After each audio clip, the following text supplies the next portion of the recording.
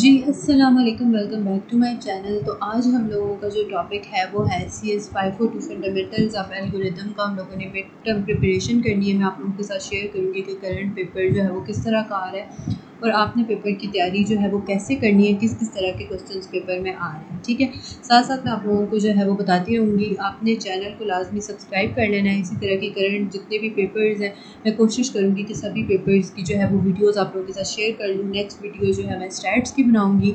ठीक है, उसके बाद जितने भी जो है वो कोर्स है मैं कोशिश करूँगी कि सबकी आपके साथ करंट पेपर्स जो है वो शेयर कर दूँ। ठीक है जी, तो स्टार्ट करते हैं। अच्छा, जो एल्गोरिदम्स वाला लेक्चर है ना, उसमें जो मोस्ट इम्पोर्टेंट जो भी करेंटली जो चीज़ आ रही है पेपर में बहुत ज़्यादा पूछी जा रही है, ठीक है, वो आ रही है इसकी डेफिनेशन एल्गोरिदम की, कि एल्गोरिदम की डेफिनेशन बता दें, व्हाट डज एल्गोरिदम मीन। ठीक है, मतलब वही कि उसकी डेफिनेशन आपने बतानी होगी। तो एल्गोरिदम हमारे पास क्या होता है, सीक्वेंस ऑफ कंप्यूटेशनल स्टेप्स होते हैं जो ट्रांसफॉर्म करते हैं इनपुट को आउटपुट के अंदर। ये सिंपल आप बोल दें कि सीक्वेंस ऑफ स्टेप्स जो कि ट्रांसफॉर्म करते हैं इनपुट को आउटपुट के अंदर, ये प्रोसेस करते हैं इनपुट को आउटपुट के अंदर। तो ये एल्गोरिदम की डेफिनेशन होगी और 3 मार्क्स का आपके पास ये शॉर्ट क्वेश्चन आता है। ठीक है, MCQs जो है वो सारे जो है वो मिक्स ही आ रहे हैं। ठीक है, तो आपने सारा जितना भी है उसको ओवरऑल वन टाइम रीड ज़रूर कर लेना है। ठीक है जी, ज़्यादातर जो एंड वाले लेक्चर्स हैं ना, ठीक है, जिनमें हमारे पास डायनामिक प्रोग्रामिंग है, तो डायनामिक प्रोग्रामिंग से रिलेटेड 3 से 4 जो है वो MCQs रिपीट हुए हैं, तो उसका कॉन्सेप्ट आपने लाजमी ले लेना है। ठीक है, बाकी ये types of macro micro issues, इनको भी आप लोगों ने एक बार ज़रूर देख लेना है कि मैक्रो जो है वो कौन से होते हैं। ठीक है, और माइक्रो और मैक्रो दोनों का आप लोगों को पता होना चाहिए। ठीक है, इसकी एनालाइजिंग ऑफ एल्गोरिदम कंप्यूटेशनल ये इतना ज़्यादा चीज़ इंपॉर्टेंट नहीं है। सेकंड जो मोस्ट इम्पोर्टेंट लॉन्ग में क्वेश्चन आया हुआ था वो आया हुआ था कि आपने 2 डायमेंशनल मैक्सिमा की एग्जांपल जो है वो डिटेल एग्जांपल बताएं। अच्छा, इसका कॉन्सेप्ट सिर्फ इतना आपने याद रखना है कि आपके पास एक P पॉइंट होता है, ठीक है, जो P.x और P.y होता है, और इसी तरह Q एक जो है वो पॉइंट होता है जिसमें Q.x और Q.y होता है, और P.x जो है वो लेस देन इक्वल होता है Q.x से, और P.y लेस देन इक्वल होता है Q.y से। यानी जो P की वैल्यूज़ होती हैं वो Q की दोनों वैल्यूज़ से क्या होती हैं, छोटी होती है। तो इसका एग्जांपल आप कैसे लिखेंगे कि आपने एक पॉइंट लेना है। ठीक है, फॉर एग्जांपल आपने एक P पॉइंट ले लिया है 713 और एक Q जो है वो पॉइंट ले लिया 711। वो दो पॉइंट्स आपने इस तरह से लेने हैं कि जो आपने P के X की वैल्यू होनी चाहिए वो छोटी होनी चाहिए फॉर मतलब जो Q ऑफ X की वैल्यू है। ठीक है, जैसे यहाँ पे तो 7 है, तो यहाँ पे वैल्यू जो है वो उससे बड़ी होनी चाहिए। Q की वैल्यू जो है वो 8 होनी चाहिए, 8 से बड़ी या 7 की इक्वल भी हो सकती है। इसी तरह जो P ऑफ Y की वैल्यू है, जैसे यहाँ पे 13 है, तो आपके पास जो Q ऑफ Y की वैल्यू है वो भी उससे बड़ी या उसके इक्वल होनी चाहिए। तो एग्जांपल क्या आ सकती है कि P के पॉइंट्स आप अगर लें तो P के ये X पॉइंट हो जाएगा, ये Y हो जाएगा, और अगर ये Q के पॉइंट्स ले लें तो ये Q का X हो जाएगा, ये Q का Y होगा। अगर आप लोग P के पॉइंट 713 ले रहे हैं तो आप कोशिश करें कि जो Q के पॉइंट्स हैं वो इन या इसके इक्वल हो या इससे बड़े हो। जैसे कि Q वाले पॉइंट्स आप एक 8 ले लें और एक 14 ले लें। ठीक है, और फिर आप उनको कंपेयर करके बता सकते हैं। ठीक है, इसी तरह आप अगर डिटेल एग्जांपल बोलिए तो आप बहुत सारे पॉइंट्स ले सकते हैं और फिर उनको जो है वो बता सकते हैं कि ये जो है वो 2 डायमेंशनल मैक्सिमा में क्या चीज़ है और क्या नहीं है। ठीक है जी, तो ये वाला एक क्वेश्चन जो है इम्पोर्टेंट था। बाकी ये जो एल्गोरिथम्स है इतनी डिटेल में आप लोगों को यही कहूँगी कि ये स्किप करें, क्योंकि ये सिर्फ 1% चांस है। ठीक है, अगर 100% स्टूडेंट्स हैं ना तो उनमें से टोटल 2 या 3% स्टूडेंट्स की पॉसिबिलिटी है कि इस तरह के ये जो पेपर के इसके अंदर सूडो कोड्स और एल्गोरिथम्स हैं ये वाले पेपर के अंदर आ जाए। अदर एक और इम्पोर्टेंट जो क्वेश्चन आया हुआ था वो ये था कि आपने बताना है कि आपको कोई भी एल्गोरिदम दे दिया जाएगा, कोई भी इजी सा उसका नेम आपको बोल दिया जाएगा और बोला जाएगा कि इसके स्टेप्स बताएं कि इसके अंदर कौन कौन से स्टेप परफॉर्म करेंगे तो ये जो है वो एल्गोरिदम बनेगा। जैसे फॉर एग्जांपल जो करंट पेपर में आया हुआ था वो आया हुआ था कि डिस्टेंस प्रोसेस एल्गोरिदम जो है उसके स्टेप्स बताएं। तो कोई भी एल्गोरिदम आ जाए उसका स्टार्टिंग और एंडिंग पॉइंट लाजमी होता है, तो आपने स्टार्ट लिख देना है, नीचे एंडिंग पॉइंट लिख देना है, और जो भी एल्गोरिदम का नाम होगा उसके अंदर फॉर एग्जांपल बोलते हैं कि डिस्टेंस जो है का वर्ड यूज़ है तो आप लिखेंगे कि डिस्टेंस फाइंड करेंगे, एडिट का वर्ड यूज़ है तो आप बोलेंगे कि एडिट करेंगे, प्रोसेस का वर्ड यूज़ है तो आप लिखेंगे प्रोसेस करेंगे। ठीक है, तो स्टार्ट और एंड पॉइंट तो होगा ही होगा, और बीच में जो भी उसकी वैल्यू जो भी उसका नेम है उस हिसाब से आप लोगों ने लिख लेना है। तो ये 2 लॉन्ग जो है वो इम्पोर्टेंट मैंने आप लोगों के साथ शेयर किए जो करंट पेपर में आए हुए थे। एक 2 डायमेंशनल मैक्सिमा वाला, ठीक है, आप लोगों ने लाजमी कर लेना है, और एक जो आपके पास कोई भी एल्गोरिदम के स्टेप्स आ जाते हैं तो उसमें पहला स्टेप स्टार्ट होता है, लास्ट स्टेप एंड होता है, दरमियान में आप कुछ भी लिख सकते हैं। तो ये 2 जो है वो इम्पोर्टेंट लॉन्ग थे। एक शॉर्ट मैंने आपके साथ शेयर किया कि व्हाट इज़ एन एल्गोरिदम, ठीक है। साथ साथ जो है वो मैं आप लोगों को दिखाती जाऊँगी, जो जो चीज़ें आती जाएंगी मैं आप लोगों को बताती जाऊँगी। ये वर्स्ट केस का फार्मूला आपको आना चाहिए, एवरेज केस टाइम का फार्मूला आप लोगों को आना चाहिए, ठीक है। और ये जो इस तरह की TN की वैल्यूज़ हैं ये भी आपसे पूछी जा सकती है। नीचे एक क्वेश्चन आएगा, मैं आप लोगों को दिखाऊंगी, वो करंट पेपर में आया हुआ था, अदरवाइज़ ये भी आपका पेपर में क्वेश्चन आ सकता है। आपको ये TN और ये सारी वैल्यू गिवन हो सकती है और आपको बोल जाता है कि इसको सॉल्व करें। यहाँ पे देखिए कि 2 जो है वो एज इट इज़ आ जाएगा, और ये जो 4 है ना, अगर इसके साथ ना ये सम वाले के साथ कोई भी कांस्टेंट हो और ऊपर n की वैल्यू हो तो वो उससे मल्टीप्लाई हो जाता है। जैसे देखिए कि 4n से मल्टीप्लाई होगा तो ये सारा ख़त्म हो जाएगा, सिर्फ 4n आ जाएगा, और ये जो सम था ये बाहर एज इट इज़ ही है और ये 2 भी एज इट इज़ ही है, ठीक है। और फिर जैसे हम लोगों ने इस पूरे को ख़त्म करके जस्ट इसकी जगह n लगा दिया था, इसी तरह इस पूरी चीज़ को ख़त्म करके इसकी जगह n लगा दिया और अंदर मल्टीप्लाई कर दिए। तो इस तरह की जो है वो आपने सिंपल जो है वो याद कर लेना है। बाकी ये चीज़ें MCQs के लिए इंपॉर्टेंट है कि वर्स्ट केस रनिंग टाइम जो है वो जितना भी ये चैप्टर्स है ना 6 के 6, इन सब में हर किसी का रनिंग टाइम आपने याद रख लेना है। किसी का n स्क्वायर होगा, किसी का n log n होगा, तो आपने नेम्स याद कर लेने हैं, और नीचे से जो है ये MCQs के लिए ये चीज़ें इंपॉर्टेंट है। बाकी ये फार्मूले अरिथमेटिक, क्वाड्रेटिक, ज्योमेट्रिक और हार्मोनिक, ये आपसे वैसे फार्मूले तो नहीं पूछेंगे, लेकिन ये है कि जिस तरह भी मैंने आप लोगों को ऊपर वो क्वेश्चन सॉल्व करके दिखाया ना, तो इस तरह के अगर आई जो है वो साथ में चीज़ आ जाती है तो ये फार्मूला लगेगा, ये n स्क्वायर की इक्वल होता है, n क्यूब की इक्वल ये होता है, तो ये अपने फार्मूले जो है वो याद कर लेने हैं, ठीक है जी।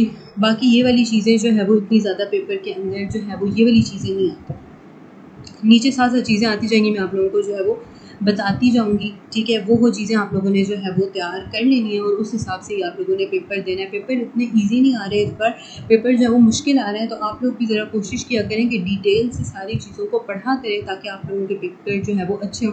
बाकी अपर बाउंड लोअर बाउंड का जो है वो आप लोगों ने डेफिनेशन यहाँ से कर लेनी है, ठीक है। बाकी यहाँ से जो है वो कुछ भी इम्पोर्टेंट नहीं है, ठीक है। ये इंपॉर्टेंट है MCQs के लिए, आप लोगों ने एक बार देख लेने हैं, ठीक है। कि एक 1 हो तो कांस्टेंट होगा, log ऑफ n है तो वो बाइनरी सर्च ट्री के लिए होगा, सिर्फ n है तो फास्टेस्ट केस होगा, n log n जो है वो आ जाता है सॉर्टिंग के लिए, अगर n स्क्वायर है और n क्यूब है तो उसके लिए आपकी वैल्यू 1000 से लेस देन इक्वल होगी, 50 से लेस देन, मतलब ये आपने जो है वो MCQs के लिए चीज़ें कर लेनी है। डिवाइड एंड कनकर वाला बहुत ही ज़्यादा इंपॉर्टेंट है, बहुत ही स्टूडेंट्स का ये वाला लॉन्ग में भी आया था, MCQs में भी आ रहा है, तो डिवाइड कनकर और कंबाइन वाला बहुत ज़्यादा इंपॉर्टेंट है।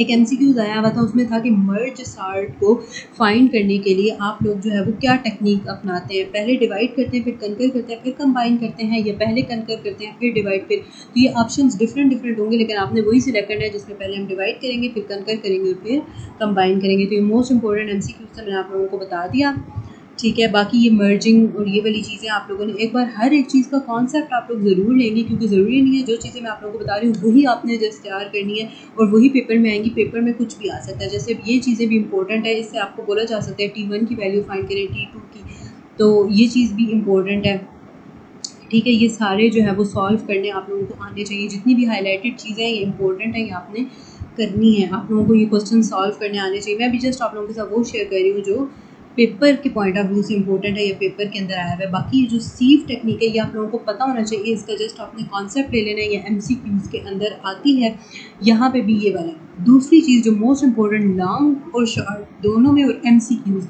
तीनों में जो मोस्ट इंपॉर्टेंट इस पूरे चैप्टर के अंदर, इस पूरे कोर्स के अंदर जो मोस्ट इंपॉर्टेंट चीज़ है वो ये पिवट वाला कॉन्सेप्ट है। ये आपका मस्ट शॉर्ट में भी आएगा, लॉन्ग में भी आएगा, तो उसका कॉन्सेप्ट आपने बहुत ही अच्छे तरीके से ले लेना है। मैं ये वीडियो इसलिए नहीं बना रही कि मैं आप लोगों को एक एक चीज़ बताऊं कि इसको कैसे सॉल्व करते हैं, मैं आप लोगों को जस्ट ये चीज़ बता रही हूँ कि पेपर के लिहाज से इंपॉर्टेंट क्या है, ताकि वो चीज़ें ही आप लोग पेरेंट की वैल्यू होगी वो बाकी वैल्यू उससे स्मॉलर होगी, जो मैक्स हीप होगा उसमें वैल्यू जो है वो लार्जर होगी। तो ये चीज़ें जो है वो हीप से रिलेटेड बहुत सारे MCQs है वो आप लोगों ने माइंड में रखने हैं, ठीक है। बाकी ये जो एल्गोरिदम्स यहाँ पे आए हुए हैं ना, ये आप लोगों के पेपर में जो है वो जस्ट 2-3-4% चांस है कि ये आएंगे, ठीक है। अदरवाइज़ ये एल्गोरिदम्स जो है ये आप स्किप करेंगे, पेपर में नहीं आते, ठीक है।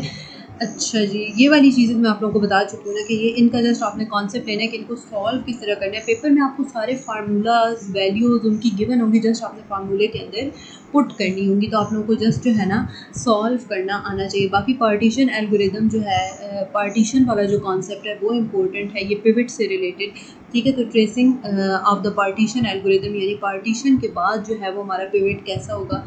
तो ये आप लोग चाहे लेक्चर्स दें चाहे कुछ भी करें, ठीक है, इसको ये जो कॉन्सेप्ट्स हैं आपने इन्हें अंडरस्टैंड करना है। बाकी ये बहुत लेंथी एग्जांपल है, ये भी नहीं आनी, ठीक है।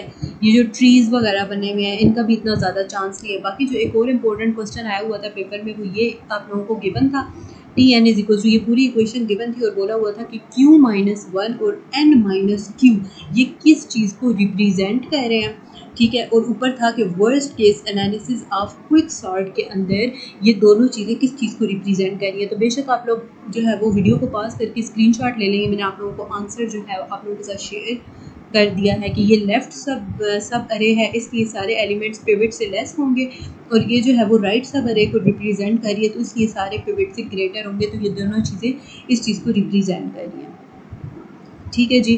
साथ साथ मैंने आप लोगों को जो जो क्वेश्चन इंपॉर्टेंट बताए हैं वो आप लोगों ने माइंड में रखने हैं और उनकी प्रैक्टिस आपने ज़्यादा करनी है, ठीक है जी। बाकी ये थोड़ा सब्जेक्ट कंफ्यूजिंग सा है और थोड़ा डिफिकल्ट सा है, इसलिए मैं कोशिश कर रही हूँ कि आप लोगों को जो है वो करंट पेपर्स बता दूँ ताकि आप लोगों को पता हो कि करंट पेपर में क्या आ रहा है और आप लोग उसको ज़्यादा फोकस पे रखें, ठीक है। बाकी ये आप लोगों को पता होना चाहिए इन प्लेस स्टेबल सॉर्टिंग, ये MCQs में बहुत बार रिपीट हुआ है क्वेश्चन, ठीक है। और आपको जो है वो वैसे भी पता ये देखिए यहाँ पे क्या है, अनसॉर्टेड है, ये सॉर्टेड नहीं है, सीधा सा पता चल रहा है, तो ये अनसॉर्टेड होगा।